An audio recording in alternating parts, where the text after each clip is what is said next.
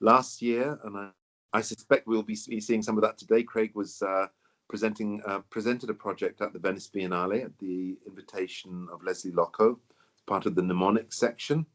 A really beautiful piece of work that I think also speaks to numerous themes that he will no doubt talk about today.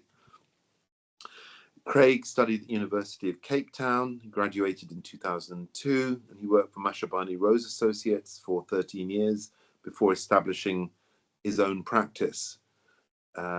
He says that heritage, landscape, and archaeology are all recurring themes in the work of his practice, which he sees as a form of design research explored through alternate methods of thinking, drawing, making, and representing. So it's what I would call and what we might consider a critical practice. It's not a commercial practice. It's a practice that is driven by ideas, that is driven by research, that is driven by exploration, that is then demonstrated or tested through the projects of the practice, and also through, and I witnessed to this, Craig's teaching practice. So I'm going to hand over to Craig, who's going to present his practice to us today. And as I said, at the end of the presentation, there will be the opportunity for you to ask questions or to make comments on the work. Please feel free to put the questions in the chat in the meanwhile. And also at the end, just a reminder for those of you who are interested in CPD, we'll be providing details at the end of the presentation. So Craig, looking forward to your presentation this evening, and I'm going to hand over to you now. Thank you very much, Mark, and thank you for the warm welcome, and also for the opportunity to do this. It's a wonderful opportunity that comes around quite rarely for us practitioners to and teachers, actually, for us to take a moment to look back at the work a little bit more distantly. Usually our noses are so close to it that we seldom have time to come up to sort of look at it holistically. So thank you for the invitation, and thank you to Ops for facilitating all of this. Slightly dangerous to welcome people to make comments on the work. Hopefully the comments will be will be kind. But I would like to just say that tonight's talk are a lot of fragments, which in a way is kind of like how the practice works.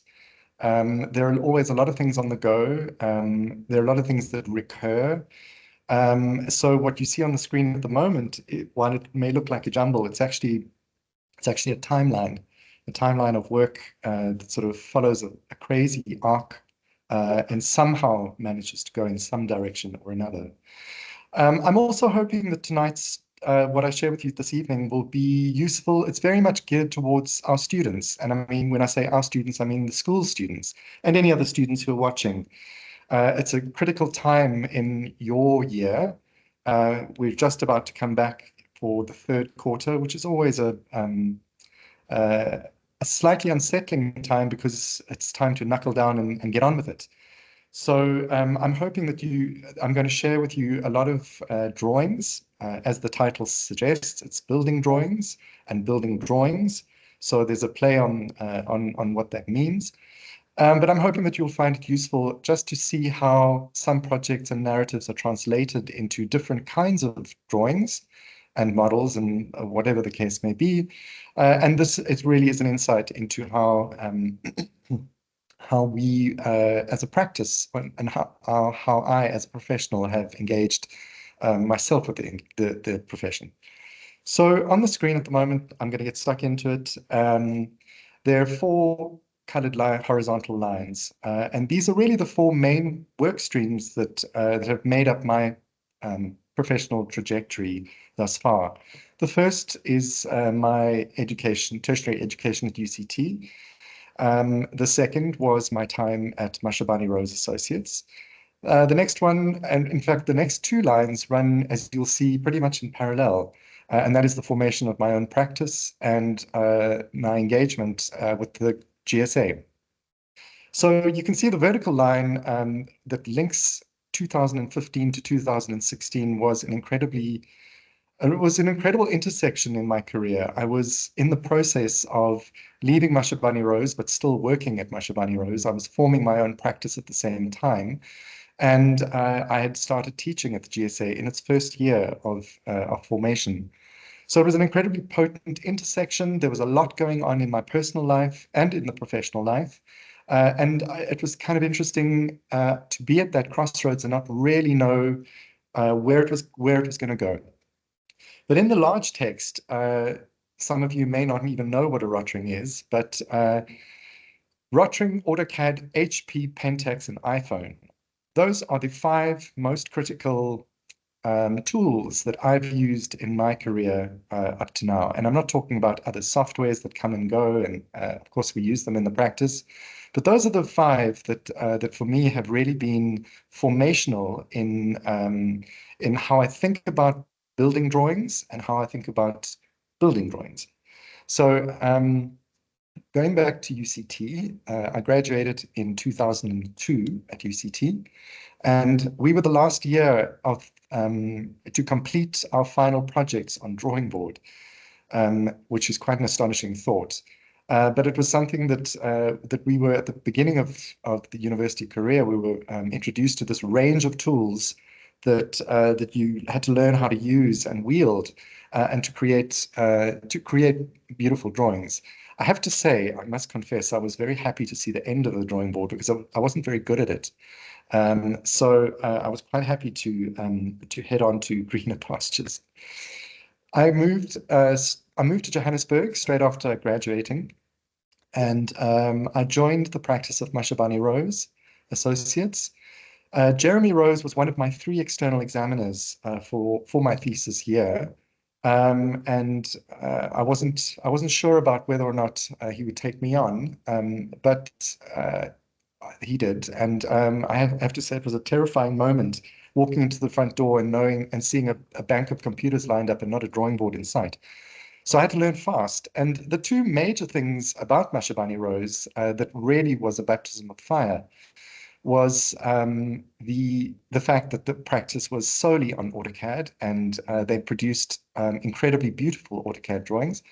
And the other thing was that they were a practice very, very well known for participating in competitions. So I took this on very seriously and really immersed myself into this idea of competition work. Now, for those of you, and I'm sure that there are a good couple of you listening who have entered competitions and work in the competition space, it's an incredibly taxing space in which to work. It requires an enormous amount of energy and an enormous amount of resources. You're working on risk, so you're not getting paid. So you have to decide up front that you're going to commit to it properly and that you're going to do it wholeheartedly in the firm belief that you can win. Because the win is either a financial reward or it is to build the project. And obviously that's what everyone's trying to do. So this list below the logo is really there are 13 or 14 competitions that I worked that I was sort of instrumental in. I probably worked on about 25 during the course of my career at Mashabane Rose in those 13 years, and we won. Our strike rate was not that high.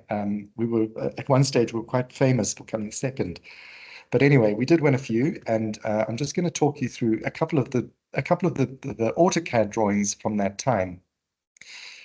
So this is I'm not going to explain them in detail, but it's really for you to see how seriously we took the software in order to produce very, very beautiful artwork type drawings.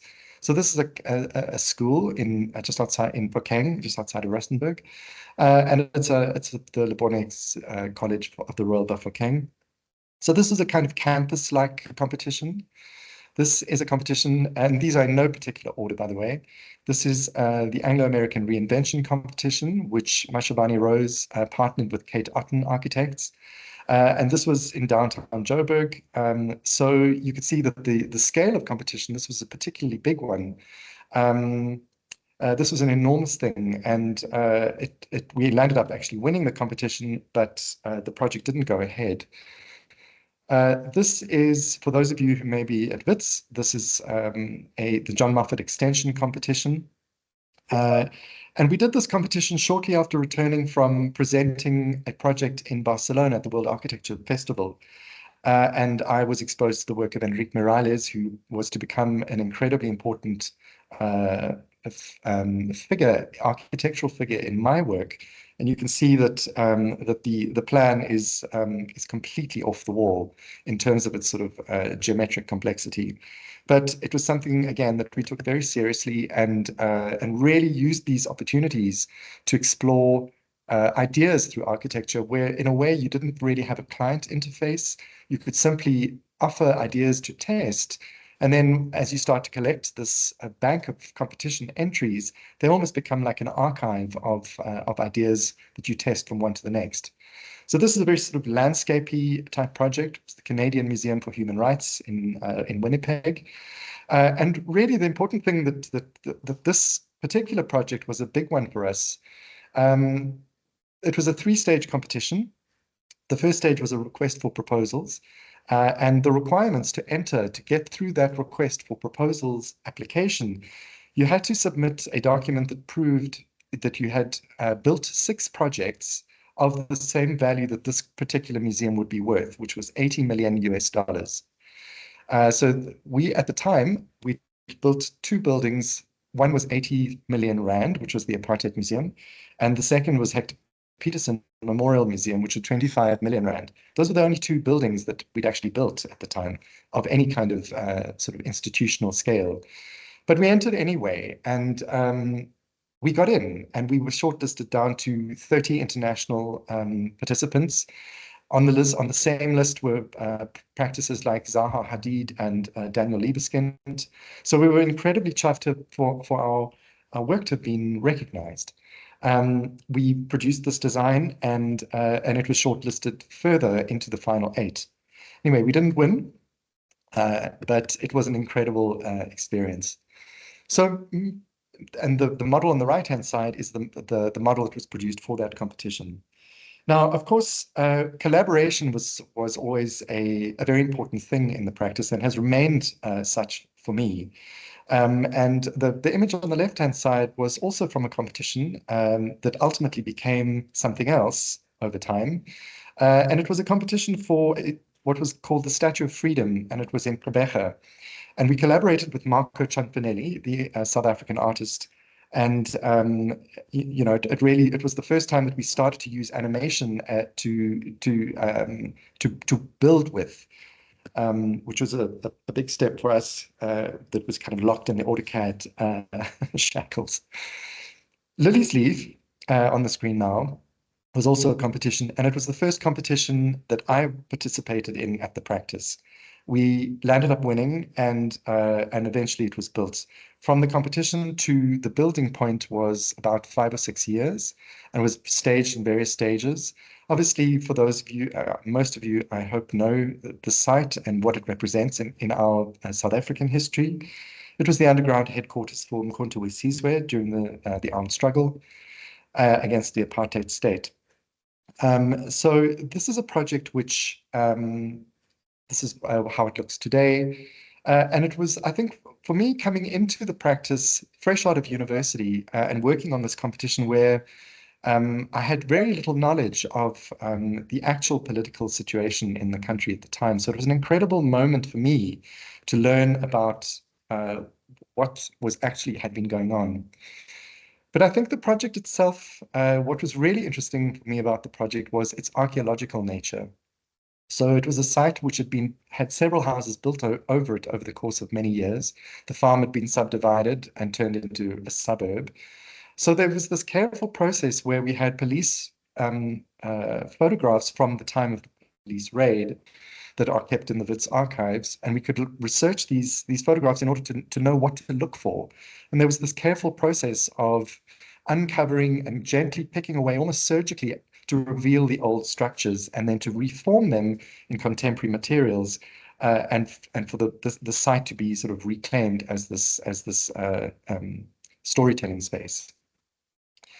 So that began really my interest in archaeology and architecture, and in later this was a masterclass that I attended it was conducted by Elena Rocky, who was from the office of Enrique Morales.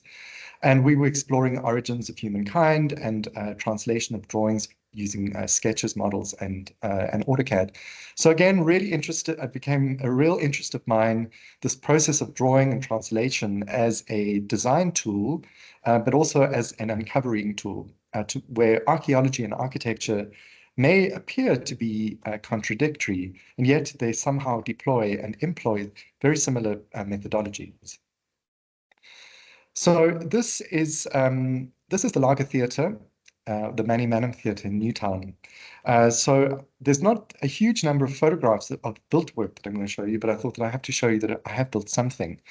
So this was one of the final projects that I worked on at Mashabane Rose, and a question that often came up in the work that we did was we often used the red brick as a kind of monochromatic material palette. And it began with Hector Peterson, a memorial museum, to reference the red brick houses around Soweto, including Mandela's house and Tutu's house in Vilakazi streets. And then the material almost became like a narrative thread where as we started to work on more and more narrative projects that were related to the struggle, so we incorporated the same material. So it almost became this kind of material brick thread that you could pick up from one project to the next. And we used it again at the Market Theatre because the Market Theatre was really, in arts and cultural terms, a site of resistance as well. So we wanted very much to link it back to that that narrative. So this is a project which, in terms of archaeology, has a similar sort of approach where the building is clipped onto the side of the Museum Africa building. So it was really about removing layers of the old building in order to reveal its original facades, and then we clipped the building onto the side.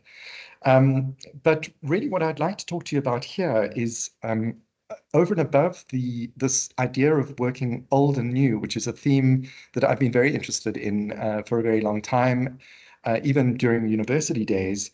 But the issue of making drawings is often misunderstood in the sense that we as architects, we produce drawings and we send them out to contractors or fabricators or manufacturers in order to make something of those drawings. So our drawings are instructional. And something incredible happened on this particular project, which was that the contractor, we started to develop this rapport with the contractor where they would look at our drawings and they would haul us in and they'd say, listen, we'd like to propose a new drawing. So we used to have these weekly meetings with the contractor and the bricklayers and the plasterers where they would adjust our details, understanding what it was that we were trying to offer. And they would adjust our details in a way that they knew that they could build very, very precisely, even though it might have been slightly different.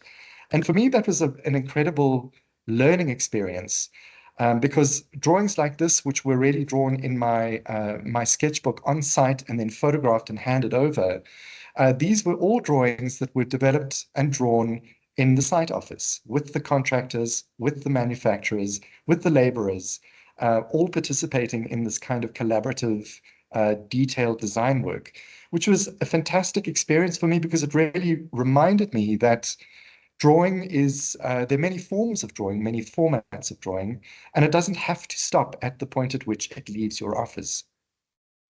And we built up such a wonderful rapport with our team of builders on site that I would get a phone call every now and then where they'd say, Craig, come and have a look at this. And they'd send me this photograph. And this is one instance where the sunlight is coming through they were busy doing the shuttering for the first floor, and the sunlight was coming in through an area that hadn't been shuttered yet for the first floor. And he said to me, shouldn't we put in a skylight? So we did put in a skylight, and I made a very quick drawing. We had a few phone calls to a QS. The client was delighted. We put in blue glass just because it was a theatre and we thought it'd be extra dramatic. And it turned into this wonderful moment in the building. Such a fleeting example and such a fleeting moment that can so easily be missed if you are not open to that philosophy that you can keep drawing as you go along. So in the end, we had a very beautifully made building And it wasn't because we'd drawn it beautifully, it was that it had been resolved beautifully as a team. Moving into my own practice, this is the Rembrandt Gallery at Wits, and this was a different kind of dialogue that began to emerge in this particular practice, in this particular project. So this particular project was built in the 1960s in the middle of apartheid. It was designed and built by an architect called Jan van Wyk, and he was a SIA award-winning architect. So for me, there was something really important about respecting the what is quite an incredibly unusual building. It was falling apart. So it was really a very surgical, forensic kind of methodology for trying to find where it was failing, trying to improve it, and almost have this kind of invisible dialogue with a long gone architect to kind of ask the question, what do you think? What would he think? What continues the spirit of the building in a way that is that keeps the delight of the building, and yet completely transforms it, where it's taken out of its context from the 1960s intention, which was a very, very different place, to something on a student campus that are breathing new youthful life into this building. So really, the interventions were minimal and very strategic, and we used one material. We found that where the building was failing was where concrete would meet glass or steel would meet wood, wherever there was a material junction. So that is where we focused the primary interventions like surgery in this building. And then we used light as a way to, as a material to kind of, to really animate the space and bring it a new sense of delight, because the geometry that was existing was already so strong and so delightful. So really it was about understanding how little should be done to a project or to a building like this, rather than asking the question, how much can I do? So the Origin Center for me was, during my time at Mashabane Rose, was an incredibly important site. It was the first building that I worked on and ran on site. It was also the last building that I worked on before I left. So it was kind of very elegantly bookended my career at Mashabane Rose. It also bookended my time with Jeremy Rose, who was really my architectural design mentor. So this is a project which Jeremy and I had spoken for many years about producing an all-concrete building. We were really interested. We both had an interest in archaeology and geology. And so we designed this building, which was a kind of testament in a way to building on the ridge. This site's literally the water that falls on the one side of the roof lands up in the one ocean. The water that lands on the other side of the roof lands up in the other ocean. So this literally is the watershed.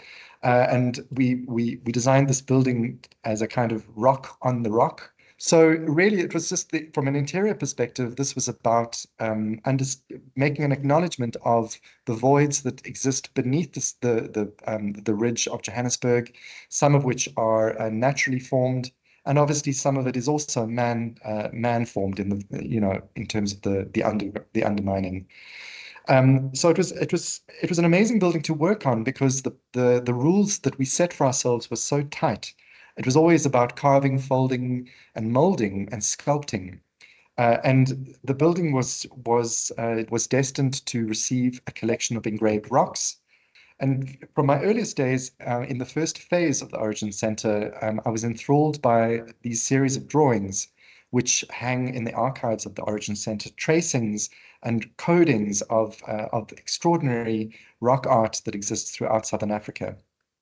And this also triggered something in me while I was working in AutoCAD and modeling these things.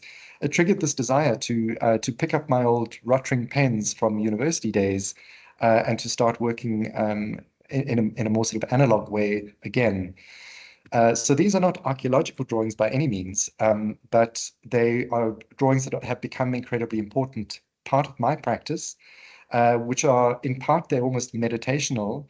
They're kind of construction drawings, but they're also deconstructional drawings.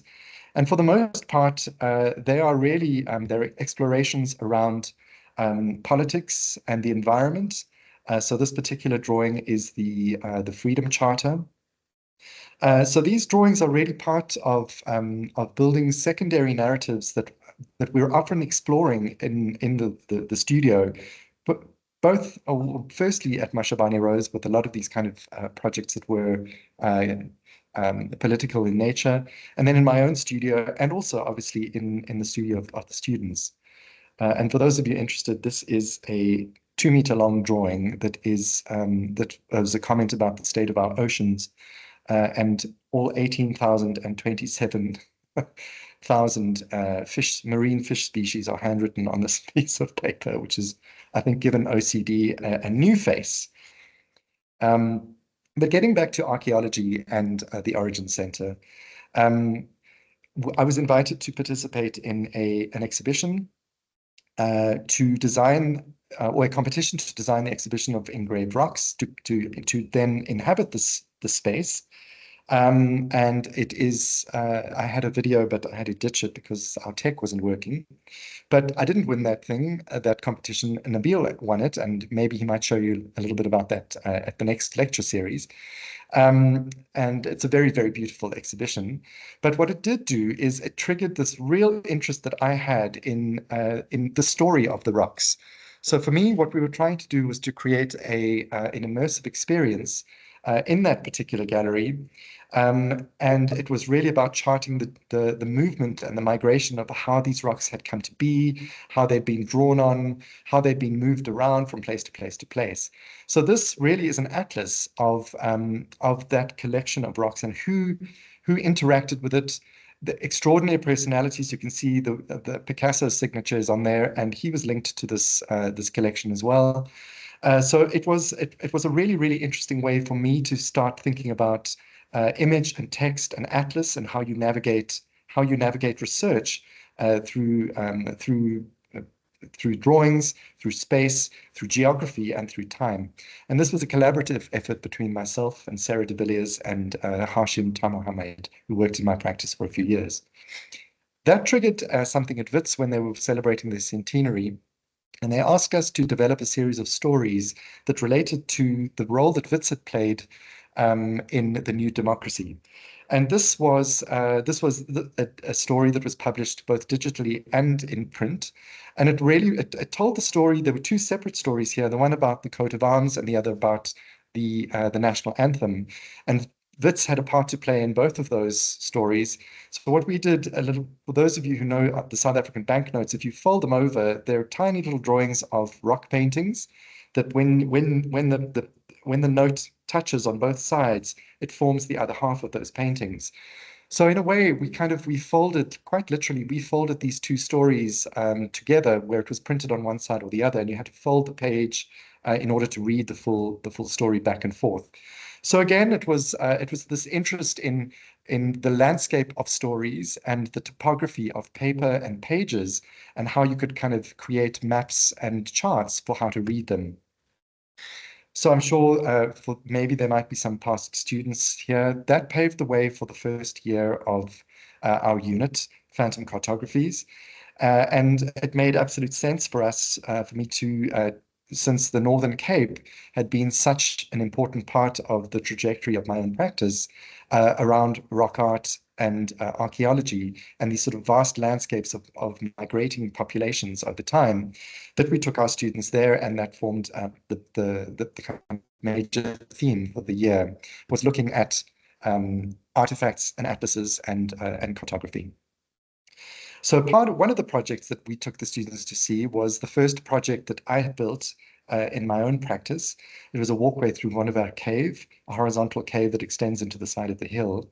And it was really just to get the students thinking about the fact that architecture is above the ground, on the ground, and beneath the ground. And so as they began to consider how their own stories, how they could form their own cartographies to their own stories, using the up, the on, and the under as a guide. So landscape always been a very, very important part of my practice, which now, as I began to re-enter the realm of the academic space, it was an amazing release moment for me of watching how the students began to express their own work and for there to be this sort of dialogue. So one of the questions that Leslie Loco had asked me when I first began teaching was, what do I think practice brings to teaching, and what do I think teaching brings to practice? And it was always a question that kind of confused me. I was interested by it, but I had absolutely no way of answering it. But then as the process continued, where there was this sort of this dialogue between student and tutor, it really became apparent that the drawing, the building of drawings and the drawing of buildings really was a two-way thing, and so it was something that really released a kind of curiosity in my own practice to explore the making of drawings in other ways that we perhaps wouldn't have done when we're under the pressure to produce drawings in CAD and now in Revit. So all of these drawings are quite whimsical and quite delightful, but they always have a purpose. So they may begin their life in the gaps between projects. Sometimes these kinds of drawings don't happen specifically on a brief, but they emerge through the cracks. But they always find their way into the mainstream conversation. So these two particular drawings, just to give you an idea, these drawings were drawn for a quantity surveyor. The drawing on the left is to calculate the amount of cable for a lighting installation so that they could order the exact amount. And the drawing on the right is a tiling layout to work out how many tiles were missing from the heritage building that we were building in Houghton.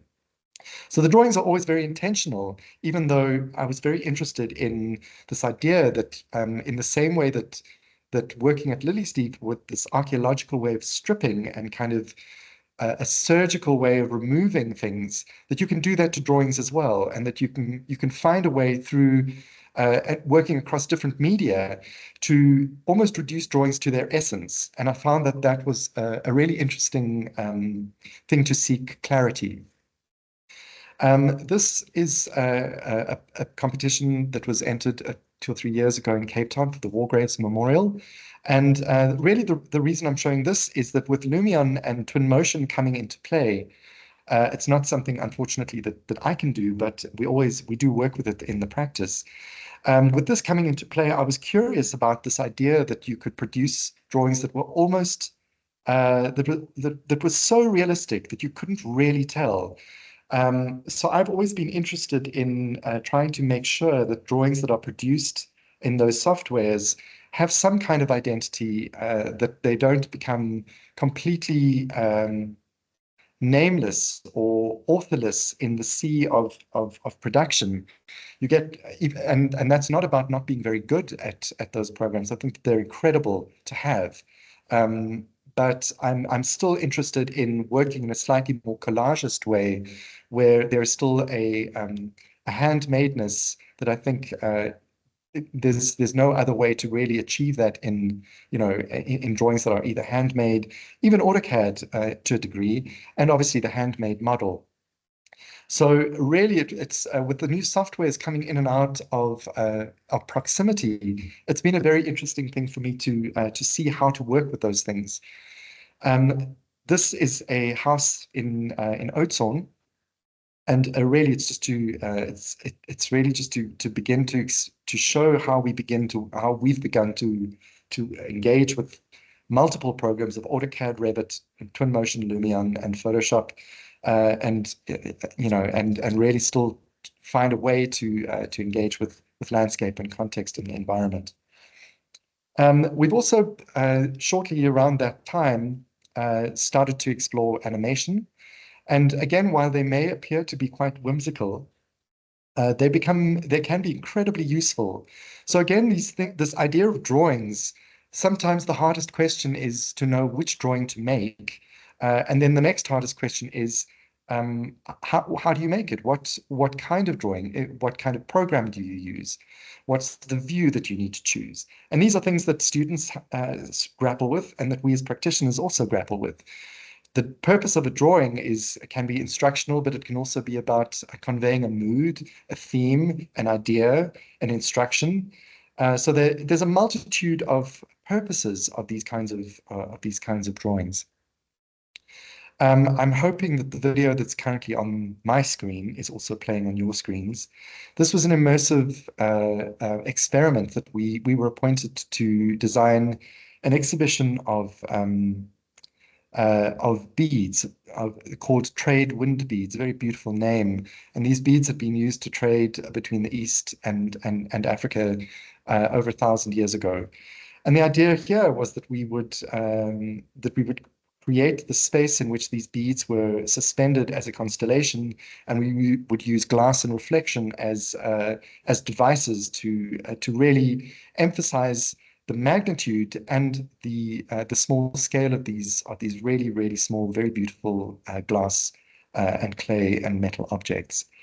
So again, this idea of using technology, but not in a conventional way, but rather to explore it for its immersive qualities, its seductive qualities, in quite an abstract way. And it's surprising sometimes how you think a client might not understand, but how these kinds of drawings really, really do excite them. So I'm going to talk about three tables next, because I'm obsessed with tables. And the more exhibition work that I've done over the last couple of years, for me, the table is always something that holds such power in our lives.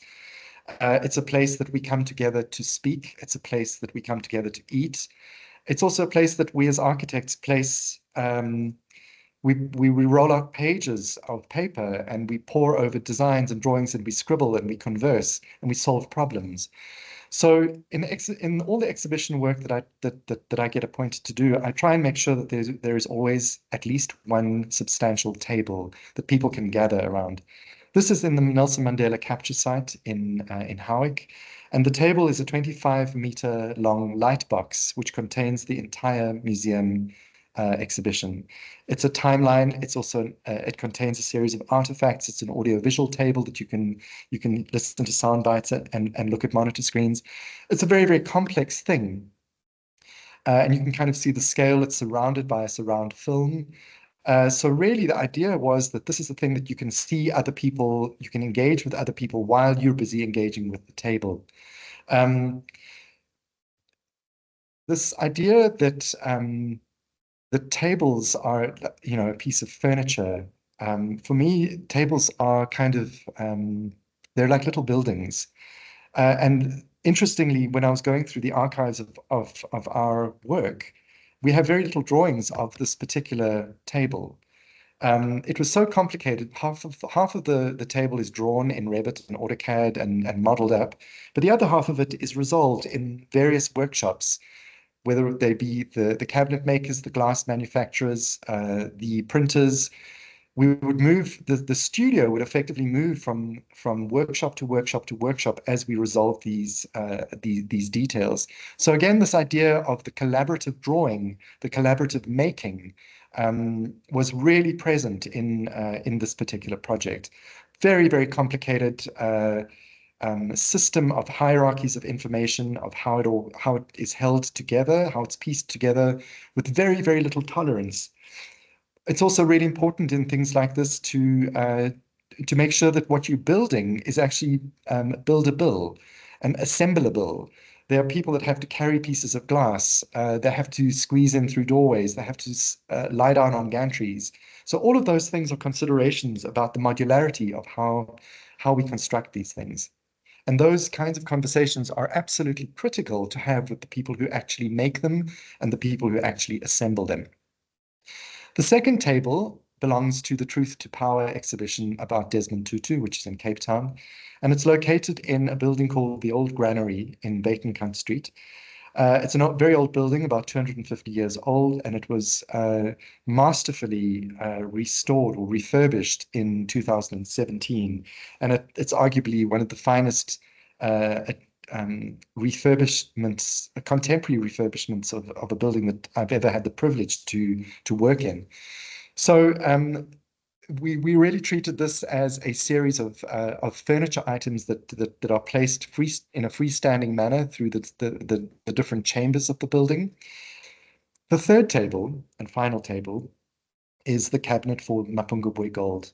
And this was, we had 3 months to build this thing. and it was an extraordinary experience to interact with these artifacts that are 1,000 years old.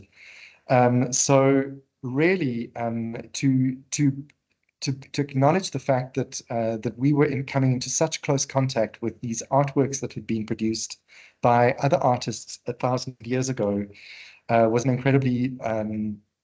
incredibly humbling experience. And while I suspect that that this is a temporary home, this is in the Jabbit Art Centre in Pretoria, and that these objects are being collected or being kept in this this environment, which is humidity controlled, it's ventilated. Again, a very complicated little building that contains these objects. You know, I think that it's going to be very interesting to see in the future where these very important objects are destined for. But for now, that's where they're part of the Mapungubwe archive. And again, working with curators to really understand how to the meaning of these objects, and then working with a broad range of lighting consultants, glass consultants, and specialists to make these little buildings to house these objects. So collaboration, as I said earlier, has always been an incredibly important thing. And I was approached by a South African artist, Jeremy Wafer, who had bought a piece of land in the Midlands, and he wanted to design a very small house. Now, his artwork is very architectural, and in a way, his house was going to be a larger version of one of his artworks. So his sculpture is on the left-hand side, which is a kind of tall barn-shaped building, barn-shaped house on legs. And so my first response to him was to produce the little red line drawing on stilts as an axo, which I sent him on a WhatsApp. He then made a little barn-shaped building out of lead and sent it around to my house. And then I made him a line work axo of that house, which then we built in 3 months. So again, it was this really wonderful collaborative drawing process or making process where client and architect kind of switched authorship roles, and sort of where our territories sort of blended one into one another. So this got me thinking about this question of a brief, of how when someone comes to you with a brief to say, this is what I want you to do.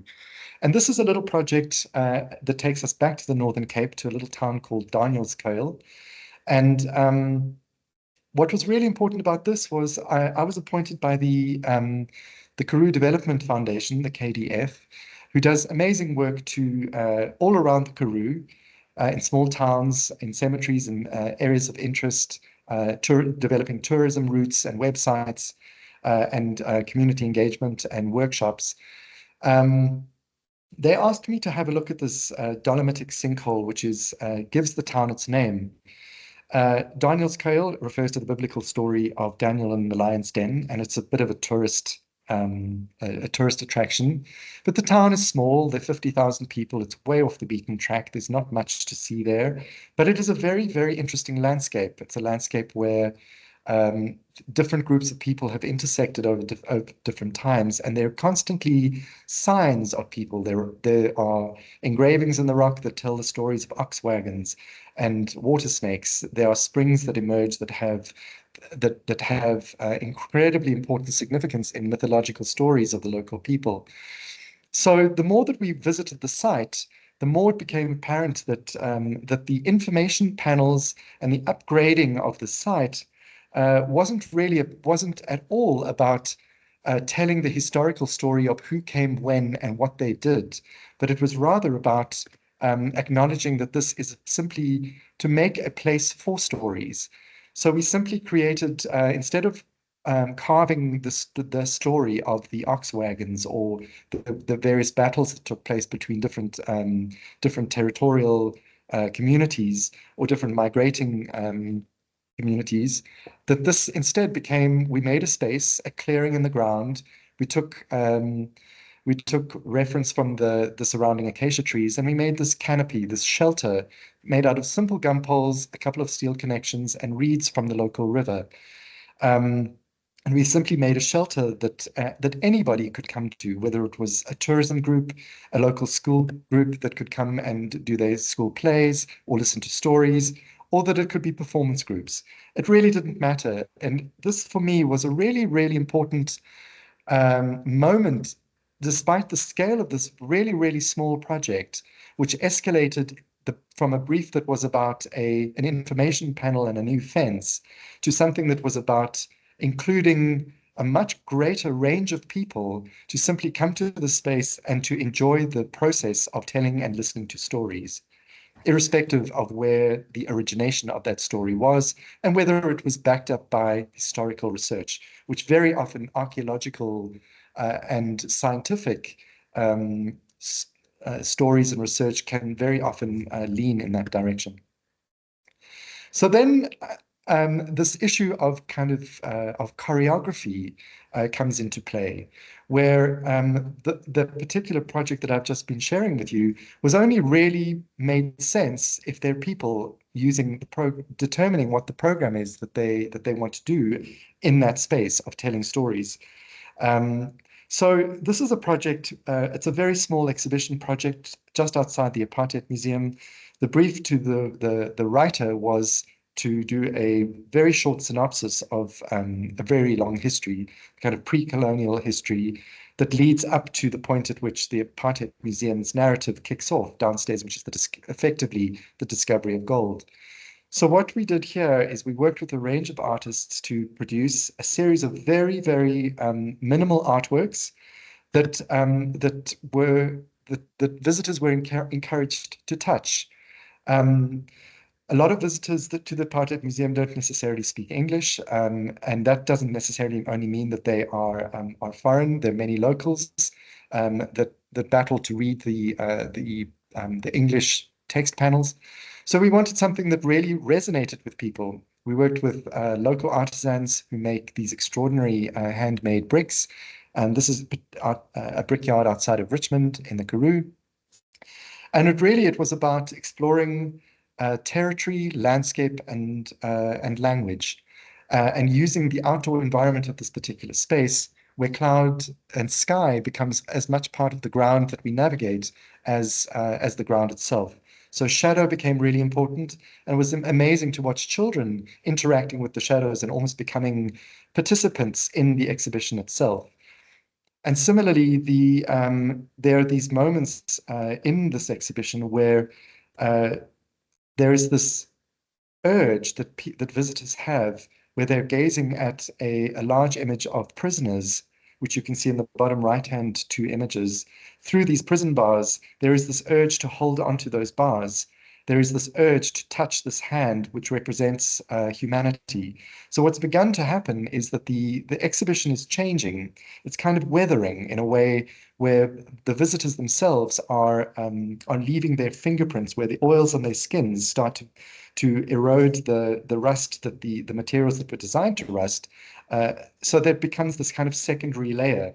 So it really, for me, is really, really interesting how the drawing leaves the office and goes out to site, and you work through the details with a range of contractors and fabricators. It then gets installed and communicated with a group of installers, and then there's a choreography that happens almost incidentally, where the resonance that these objects or stories have on other people begin to change it. So they become the participants that finally determines how the exhibition is experienced and changes. So I'm now going to go to Venice. So Mark, you were right. In the end, you knew we would always land here.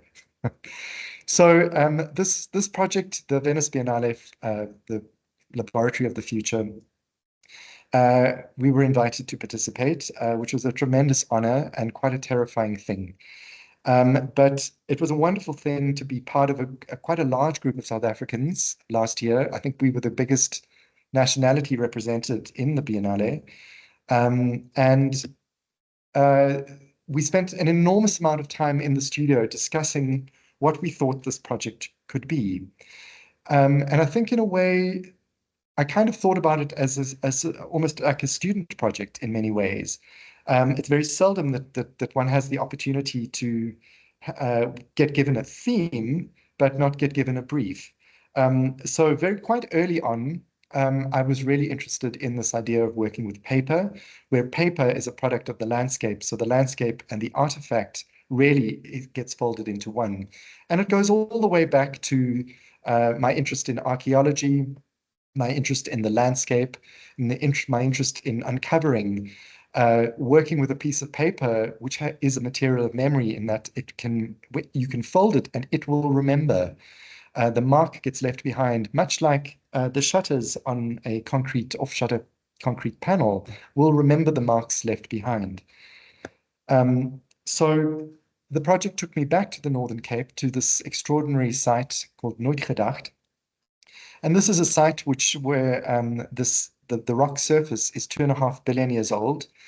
The rock is called andesite, which is the same rock that the Andes Mountains are made of in South America.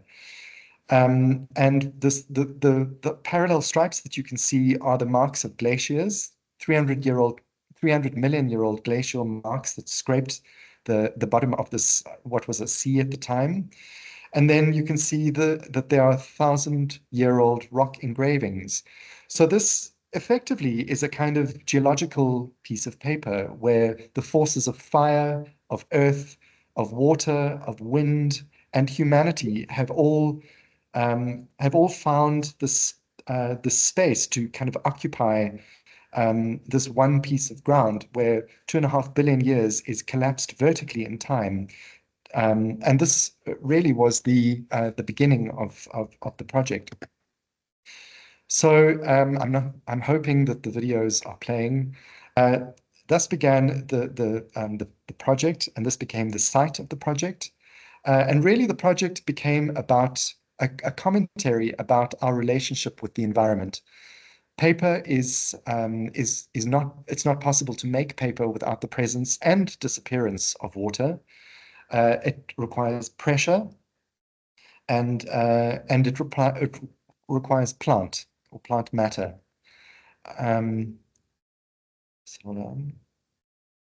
So off we went. We collaborated with Pomani Paper Mill at UJ at the Fada campus, and they were amazing in sharing an immense amount of knowledge in how the process of paper making. So we harvested reeds from the site, we brought the reeds back, we cooked them, we beat them, turned them into pulp. We returned back to the site armed with decals and frames and drums of water in this very, very arid environment, and began to create this atlas where the paper was actually made on top of the rock itself, and we were hoping would absorb the embossings and markings of those 2.5 billion year old surfaces. We were joined by this person, Rena Magundu, who is a Kwedam speaker. She's from the area. And we asked her to tell us a story while we made the paper in this landscape. We explained what the project was about, and she told us the story, which is Crocodile and the Little Girl. So this formed an important part of the soundtrack in Venice, which was accompanying the production. So again, she became a really important storytelling collaborator in us working in this environment and almost immersing ourselves in the landscape while we made this material. And this unusually, as you can see, you probably noticed in the previous image, the Northern Cape is typically a very dry area. And while it was 40 degrees when we were laying the paper out onto the rock and trying to press the water out and trying to make it evaporate. And there was these huge storm clouds brewing on the horizon, which got closer and closer and closer. Until eventually, this was taken the next day. So the trees that you can see submerged there is where that surface of rock was, where our outdoor laboratory that we were making our material with. So the Vaal flooded. Apparently, it was only the second time in 40 years that it had done this. And one does beg the question how the interconnectedness of this all works. And literally at the same time, at exactly the same day, the Venice canals started to run dry. So it was, again, for a project that was making a comment about balance, our attitude to the environment and how we extract from the environment so ruthlessly and mercilessly. It is kind of interesting how water, which is all the water on Earth is the same age. It's 4.5 billion years old. That in one area it was disappearing, while in another area, which it shouldn't be, it was rising. So I did find that quite an amusing part of the narrative. So here's our atlas of embossings. The drawings are about between A2 and A1 size, and as you can see, they definitely retained the markings on the rock. The second set of drawings were then imprinted into the backs of some of these pages, and it was really an account of how much water is consumed in the papermaking industry and how much paper is produced in the commercial papermaking industry. And it was related, going from the first one, a series of infographics about one A4 page consumes 10 liters of water, and in 365 days in the world, 96 million tons of paper of A4 paper are produced, and 19 trillion liters of water are consumed. That equates to 30 times the amount of water in the Venice lagoon. It can also, it means that 260 millimeters in thickness of paper could be layered into the plan of Venice, and you could dig a hole 45 meters deep for the plan of Venice and fill that up with the amount of water that is consumed. That also equates to 712 times the volume of San Marco's cathedral in Venice. You could fill up with the amount of paper produced in a year. And that equates to 4 billion trees. Now, obviously, the papermaking industry is much better than it was. They closed. They tend to be much more recycling going on, and that's a kind of closed unit. But nonetheless, they are staggering numbers if you think about fresh water being such a precious commodity, such a precious resource. So here we are in Venice, a series of drawings produced on the other side of the world using AutoCAD and Twinmotion and Lumion to try and figure out how to make these pages work. At no stage in the process was I ever really convinced or comfortable that it was actually going to work. Step by step along the way, we kind of thought that it was gonna work, but we were never quite sure. So these on the left-hand side, those little timber and brass objects, those are the clamps and weights that suspend the paper in position. So the metallic little drops again refers to this process of extraction, and everything else. The paper was made out of plant material. The wood is made out of plant material, and cotton thread to suspend it was also plant-based. So everything was of the earth, and as I say, the metallic things were the weights that would hold the paper in position and also weigh it down at the same time. These are the drawings that were communicated to the contractors in Venice, and it arrived safe and sound, and so the process began of unpacking, documenting, curating, installing, preparing, and it really was an unbelievable experience to participate in these processes. So again, the process of drawing, of designing, really never end. We have to take into account how one's going to get the frame up, how you move around it, how you string the lights. I'm hoping that the 3 videos are playing. So this really, again, here in the middle of Venice with Italian-speaking installers, we had to try and find a way to communicate what was acceptable and what wasn't acceptable, setting heights. What looks like a very simple installation, I assure you, is very, very complicated in trying to make sure that these panels would align and would be illuminated. So here's the finished product hanging in the galleries of Venice, of the Arsenale. And on either side of me, I had an exhibition by Ajay on the one side and Mabel O. Wilson on the other side. So I was in I had wonderful neighbors. You can see the audiovisual a component that really told the story of the making suspended just above. And on either side of these 7 sets of paper, the narrative or the soundtrack of Rena telling her story in Quedam of the crocodile and the little girl, and and the sound of water rushing in the nearby Vaal was part of the voice of this installation. So that brings me almost to the end. So I want to refer back to, just before I finish, I just want to refer back to the question that Leslie had posed to me, which was about what did I think that teaching brings to practice and practice brings to teaching. And I think that I'm quite confident in saying that I would never have been able to produce this project without having been involved in the GSA.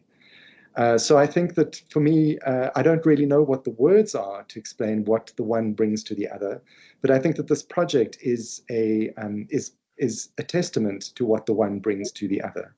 So it was an incredible experience. It was very, very hard work, but I really, throughout the production, thinking and conceptualizing and installing of this, I really did have the school and the students in my mind, because it really felt like that all the talks that we were giving about what is design research, it felt for me like this was actually the first time that I was engaging in a project that really was about that, and that was really staring me in the face.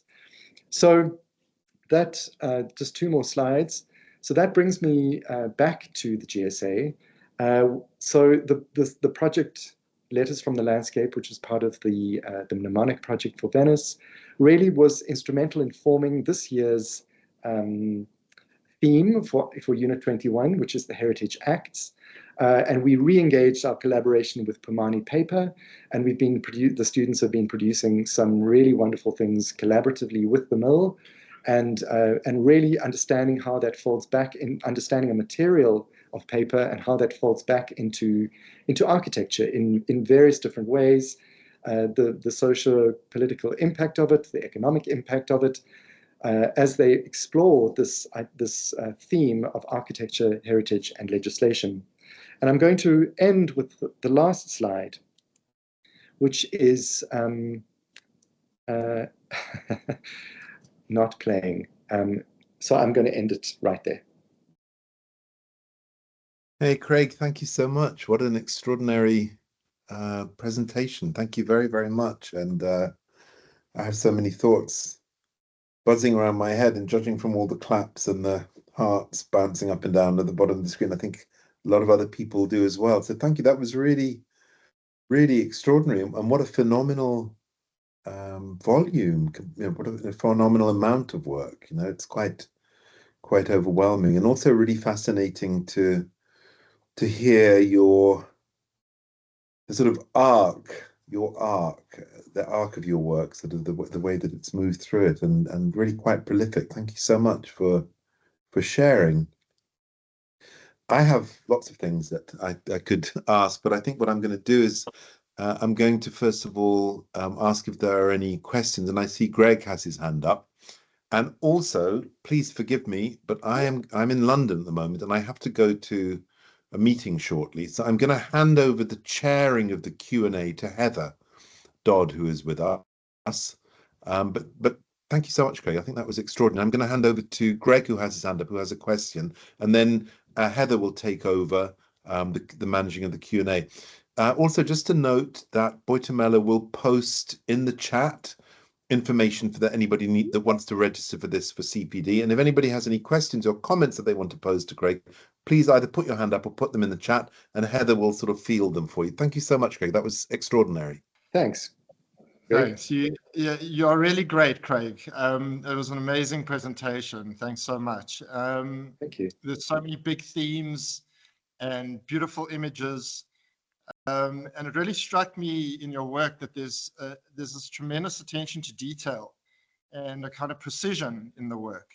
You know, everything from the architectural drawings, those Rottering artworks. I also remember the Rottering times. In the exhibitions, you know, and the buildings, of course. There's a kind of intricacy, and you know, even in the project narratives, you manage to transmit so many details. I never knew that all the water on Earth is the same age. Amazing facts I learned in your talk. In the built work, though, you hinted at the contingencies and the improvisations that arise, you know, when you're making at the scale of building. Whereas at the drawing scale and even at the exhibition scale, you're making and you're fabricating and you're assembling, and there's a lot more control there. Is this something that you've noticed and you're conscious of, or is it kind of like just a natural outcome of working in these different ways? Yeah, look, I suppose, yeah, it's a tough one to answer, Greg, because I hear what you're saying. I never thought about it with such clarity, because, you know, in a way, I think I've always really enjoyed working on site.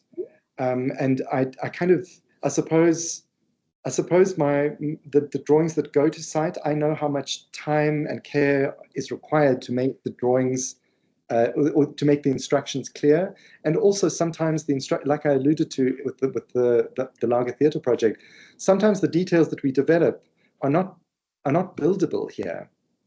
You may see a detail in a Domus magazine, but it's not achievable here. So I think that part of my sort of fascination has been to say, okay, well, how can we arrive at something that's similar? So there's a kind of, in a way, I think there's a kind of reliance on that I have of when I go to site. I kind of want to see what site can tell me, and what the people working in site can tell me about what the design could be, that maybe I haven't seen it yet. So I actually, when building, I do actually quite like that sort of slightly open-endedness that can still allow for, and I know it may sound a little bit reckless because you have to commit, but I really do like that thing that surprises are there if you allow them to show themselves. And I think that there are some moments like the skylight in the Lager Theatre, for example, that emerged because someone else saw it, and they were like, well, we think that the architect might quite like that, because they talk about light and how light is part of a performance, and that it's theatrical, and this is the lobby, and it's a theatre, and, you know, so I think the more people that are part of that narrative, the better chance you've got to really find those moments of delight in a building that's gone way beyond what we put on a piece of paper, you know. I don't know if that answers your question, but yeah, absolutely. Thanks, Craig. Exactly. Great. I'm not sure if I can see any other hands raised. I'm sort of looking at the meeting chat at the moment. Are there any other questions that somebody would like to raise?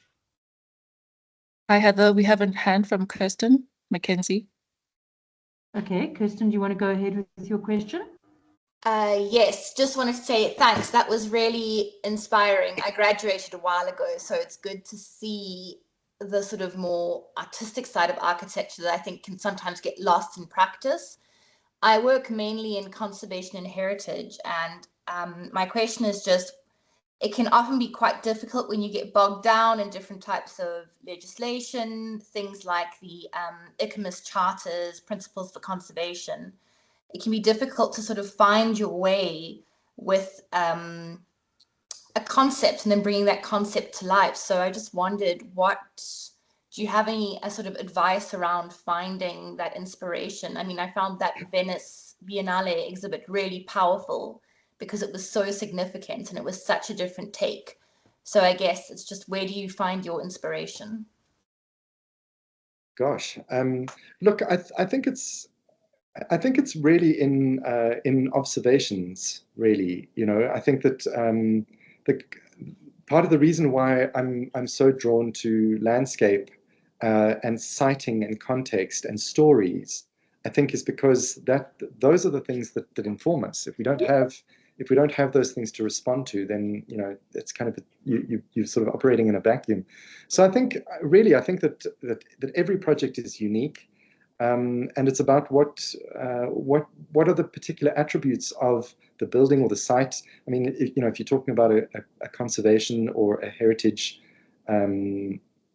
question or site or whatever, the narrative already exists, and I think it's about how do you look at that through the lens of contemporary architecture or art making, whichever it is that you hold, and what are the things that are pertinent about why that structure should be protected or changed or challenged.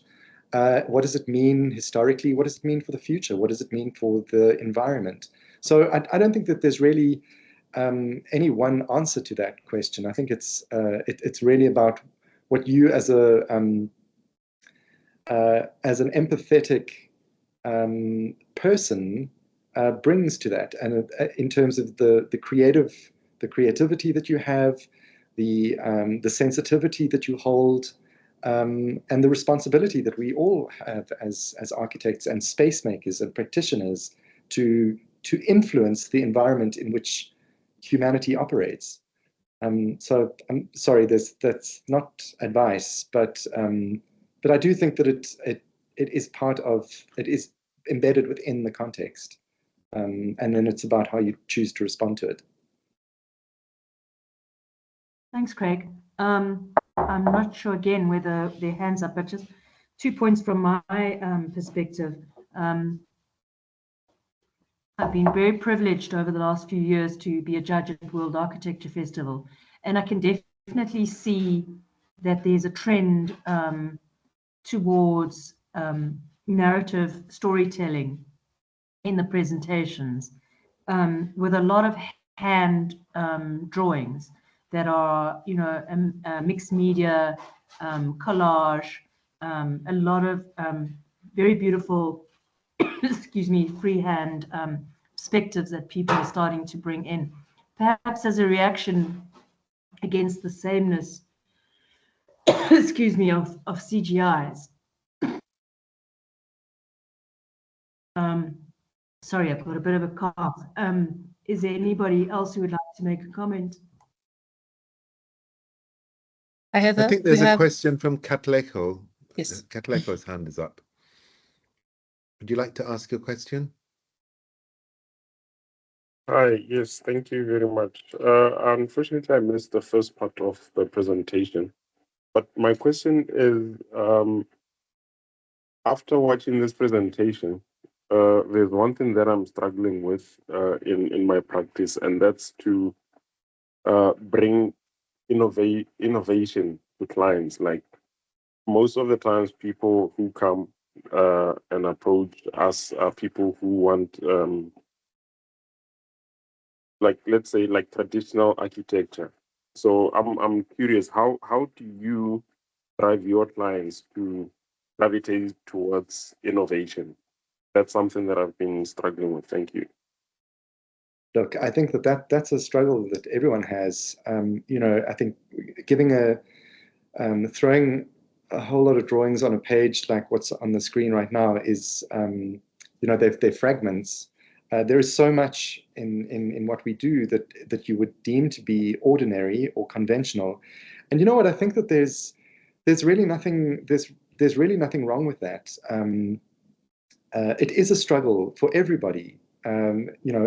Money's tight, and people don't want to spend money that they unnecessarily. It's a struggle that we, as a profession, we struggle to hold or to prove our value in an age where engineering can put up buildings, where AI can make buildings, they can do designs. So it's our value as thinkers and makers and drawers is on the line. So I think my advice to you is just whatever you do to make it really good quality. as I say, a lot of the work that we do in the practice, we can't choose to say no to it. We say yes to everything that comes to the practice doors. And a lot of that, most of that is probably what you're describing as being quite ordinary and conventional. And that's okay. That's okay, because you're still, I think if you tackle that with integrity and you can demonstrate your value to your client, you're making a difference to their lives. And there are obviously extremes that you have to stand against. If they are completely against your professional ethics or your design aesthetic, I think that there is a certain amount of choice that we have in the way that we draw, the way that we make things, but it's not always in our control. It is ultimately, it is a relationship that you have to nurture with your clients. Like I say, I understand what you're saying, and it's a frustration I think that we all have. But my advice is just to do whatever you need to do, and do it well. I think perhaps, Craig, what you're saying is that it's a journey. All of these projects that you've shown have really been a journey that you've taken with the client. That the outcomes are not necessarily what the brief was at the beginning. It's been a journey of discovery. And perhaps that's part of the genre of the work, being very much in a lot of cases based in exhibition work and storytelling, is that you don't always know what the story is when you start. And it's a process of discovery. Yeah. And also, Heather, onto that, I think there's some drawings that we make for ourselves. In trying to, and when I say we, I mean I think collectively as a discipline. Not all the drawings have so many purposes. There's so many kinds of drawings. There's so many reasons for making drawings. Some of them are to think through things for ourselves. Some of them are to demonstrate something. Some are to instruct. But I think that there is enormous value in making drawings for ourselves. Because they give us the space to, without the pressure of, is someone going to interpret this one way or another? What will they read through this? Will they understand it? That there are a certain number of drawings, even on this page that's in front of us, that haven't been seen by anybody outside of our practice, or maybe they kind of make an appearance in a student talk or something. But they are part of the thinking. So this kind of theme of thinking through making, and to keep building ideas and building drawings and building a repository or an archive within a practice, within a mind, or within a conversation. Every drawing has a place somewhere in that. We shouldn't always put so much pressure on the fact that every single drawing has to be perfect or beautiful, or this kind of artwork, or even important. They are important for different reasons, and I think that we also, as a creative discipline, I think we also need to remind ourselves that we also draw, that we take enjoyment from drawing. That's what we do. We figure things out, and they are spatial, and whatever the format is. I think that there's space for all of that in the conversation around research and making. Managed to postpone my second meeting, but I see Greg's hand is up as well. Yes. Greg's hand is up again. Greg. Hi, it's Karen.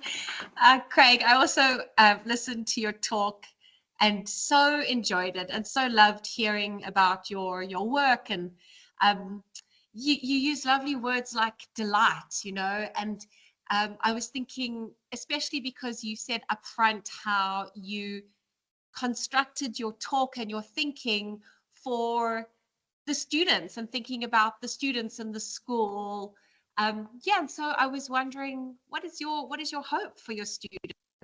What are you thinking about all your work and all the wonderful words that you use, and and you're teaching this year, of course. What do you want for your students? What is your biggest hope for them becoming architects? Well, I think that the it's such an interesting question, Karen, and it's so nice to see you both. And I'm so sorry that just before I answer that, the last slide, which for some reason it will not play, is actually taken from our day in Wonder Cave, and it's the kind of the cell phone thing. And I'm going to try and see if I can just get it in a minute, because it is completely about delight. And I think that the world is hard, and the economy is problematic, and the environment is under duress. There's so much in the world that is really, really hard. And when I look at the screen in front of me, there are drawings here that really are made with a sense of joy, of delight. And I think that it's so important for us to remember that we do enjoy doing this. It is hard work, but it is also incredibly fulfilling work, because it's about people. Without people, then there wouldn't be the necessity for any of this stuff. The drawings are about stories, and the stories are about histories and ancestry, and the buildings are about the future, and some of the buildings are about the past, and so it's kind of like this whole sort of evolutionary thing. It's this sort of ongoing family that we all sort of belong to, and so I mean, you have to find joy in all of that, and delight, and hopefulness, because that's just you just have to do it, and there is so much satisfaction that comes with working through these things. The AutoCAD drawings for me, in arriving at Mashabane Rose and working through hours and hours and hours of like a floor plan, there is just something extraordinary about producing something that does hold that precision, and that communicates something where there is resonance to other people, to other readers, to other listeners.